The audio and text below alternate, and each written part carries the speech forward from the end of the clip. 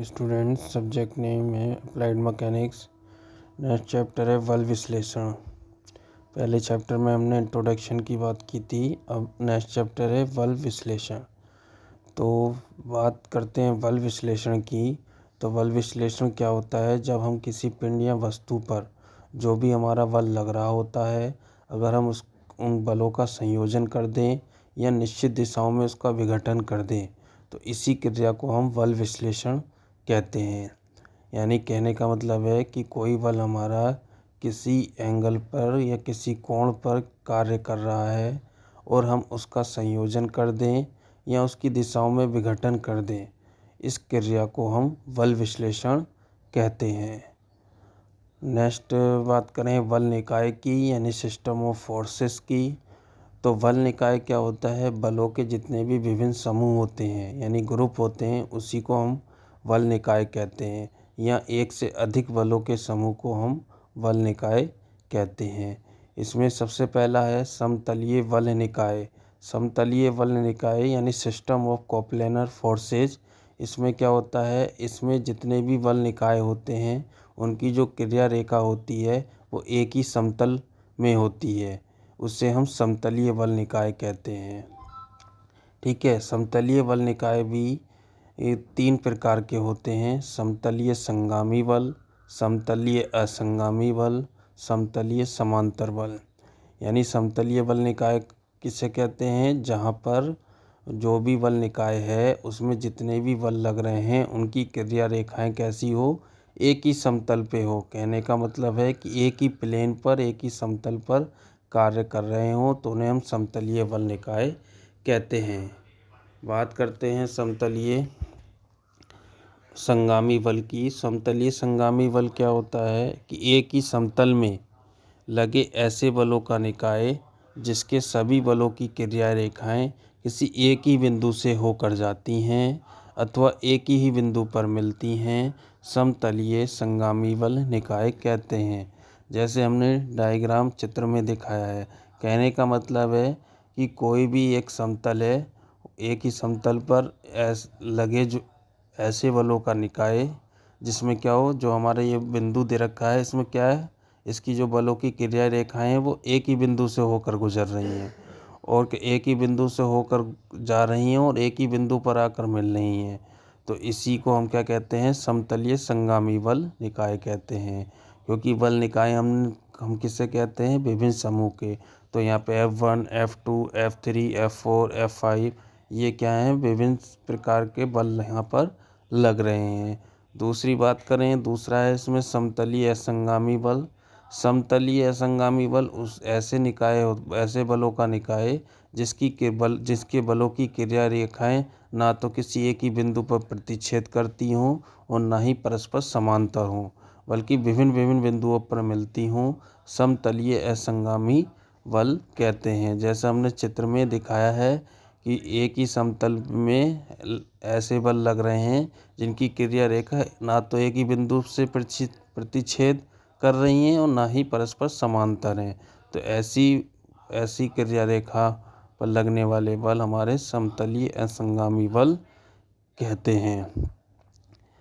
जिसमें भी F1, F2, F3 ये क्या है? सब अलग अलग बिंदु से प्रतिच्छेद कर रही हैं। तीसरी बात करें समतलीय समांतर बल की। तो समतलीय समांतर बल क्या होता है? एक ही समतल में लगे ऐसे बलों का निकाय जिसके सभी बलों की क्रिया रेखाएं आपस में कैसी हों? समांतर हों, अर्थात किसी बिंदु पर आपस में प्रतिच्छेद ना करें, समतलीय बल कहते हैं। जैसे कि चित्र में दिखाया है कि जो भी हमारा समतल है उसमें जो बलों का निकाय है वो उनकी जो क्रियाएं रेखाएं आपस में क्या है? समांतर हैं, जबकि एक ही बिंदु पर प्रतिच्छेद नहीं कर रही हैं।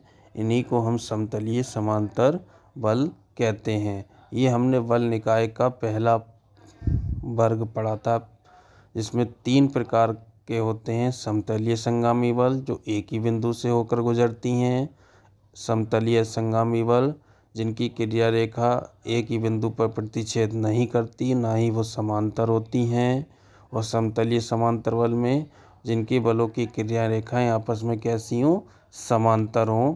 ये हमारी समतलीय ये हमने पढ़े समतलीय बल निकाय के प्रकार। अब बात करते हैं असमतलीय बल निकाय, system of non covalent forces. इसमें क्या होता है, जिस बल निकाय में सभी बलों की क्रिया रेखाएं क्या हों, एक ही समतल में ना होकर भिन्न भिन्न तलों में होती हैं, असमतलीय बल निकाय कहते हैं। यानी कहने का मतलब है जो इनकी जो क्रिया रेखाएं होती हैं वो एक समतल में ना होकर विभिन्न विभिन्न प्लेन यानी विभिन्न विभिन्न तल में होती हैं, असमतलीय बल निकाय कहते हैं। जैसे घन मान लीजिए कौन, तो उसकी जो तल होते हैं वो अलग अलग क्रिया रेखाएं होती हैं उनकी। तो ये भी 3 प्रकार के होते हैं। पहला है असमतलीय संगामी बल। इसमें क्या होता है कि भिन्न भिन्न तलों में लगे ऐसे बलों का निकाय जिसके सभी बलों की क्रिया रेखाएं किसी एक ही बिंदु से होकर जाती हैं अथवा एक ही बिंदु पर मिलती हैं, उसे हम असमतलीय संगामी बल कहते हैं। कहने का मतलब है कि जब हमने समतलीय बल निकाय पढ़ा तो उसमें क्या होता था, समतलीय संगामी बल वो एक ही बिंदु पर प्रतिच्छेद करती थी। यहाँ पर क्या होता है, भिन्न भिन्न तलों से ऐसे बलों के निकाय जिसकी बलों की क्रिया रेखाएं एक ही बिंदु से होकर, यानी तल तो भिन्न भिन्न है मगर उनकी जो तल क्या है, भिन्न भिन्न है, और जो उनका बलों की जो क्रिया रेखाएं हैं वो एक ही बिंदु से होकर गुजर रही है और एक ही बिंदु पर मिलती है, तो वो हमारे असमतलीय संगामी बल कहते हैं। अगला है असमतलीय असंगामी बल। तो असमतलीय असंगामी बल क्या होता है, भिन्न भिन्न तलों में लगे ऐसे बलों का निकाय जिसके सभी बलों की क्रियाएं रेखाएं ना तो किसी एक ही बिंदु पर प्रतिच्छेद करती हों और ना ही आपस में समांतर हों, असंगामी बल कहते हैं। यानी तल भिन्न भिन्न होंगे, उनकी क्रियाएं रेखाएं किसी एक बिंदु पर प्रतिच्छेद नहीं करेंगी और ना ही वो आपस में समांतर होंगे, तो ऐसे बल हमारे असंगामी बल कहते हैं। तीसरी बात करें असमतलीय समांतर बल। भिन्न भिन्न तलों में ऐसे बलों का निकाय जिसके सभी बलों की क्रिया रेखाएं क्या हों, समांतर हों, अर्थात किसी बिंदु पर आपस में प्रतिच्छेद करने की संभावना ना रखती हों और ना ही मिलती हों, असमतलीय समांतर बल निकाय कहलाता है। कहने का मतलब यह है कि तल तो भिन्न भिन्न होंगे और जो भी हमारी बलों की क्रिया रेखाएं होंगी वो आपस में समांतर होंगी, अर्थात यानी किसी भी बिंदु पर आपस में प्रतिच्छेद करने की संभावना नहीं रखती हैं और ना ही मिलती हैं, वो हमारे असमतलीय समांतर बल निकाय कहलाता है। अब बात करते हैं हम परिणामी बल की, रिजल्टेंट फोर्स की। तो रिजल्टेंट फोर्स क्या होता है, जब हमारी बॉडी या पिंड पर एक से अधिक बल कार्य कर रहे हों तो उन सभी बलों के प्रभावों के योग के बराबर एक अन्य बल को उनका परिणामी बल कहते हैं तथा इसे R से प्रदर्शित करते हैं। मान लीजिए कोई 2 बल लग रहे हैं A और B, तो उनका परिणामी हमें R निकालना है। तो ऐसे क्या हो, किसी बॉडी पर क्या कर रहे हो, एक से अधिक बल कार्य कर रहे हो तो उन सभी बलों के प्रभाव के योग के बराबर एक अन्य बल को उनका परिणामी बल कहते हैं तथा इसे R से प्रदर्शित करते हैं। बलों की साम्यावस्था, इक्विलिब्रियम ऑफ फोर्सेस। जब किसी पिंड पर 2 या 2 से अधिक बल इस प्रकार कार्य करें कि वे एक दूसरे के प्रभाव को निष्फल कर दें, अर्थात बलों का पिंड पर सम्मिलित प्रभाव शून्य हो जाए, तो बल साम्यावस्था या संतुलन में कहलाते हैं। यदि पिंड पर कार्य करने वालों का परिणामी क्या हो, शून्य हो, तो वे बल हमारे संतुलन में या साम्य अवस्था में होंगे। कहने का मतलब ये है बलों की साम्य अवस्था का कि अगर हमारा परिणामी बल शून्य आ जाता है तो हमारे बल क्या होगा, संतुलन में भी होगा और वो साम्य अवस्था की कंडीशन में होंगे। इसी को हम क्या कहते हैं, बलों की साम्य अवस्था कहते हैं।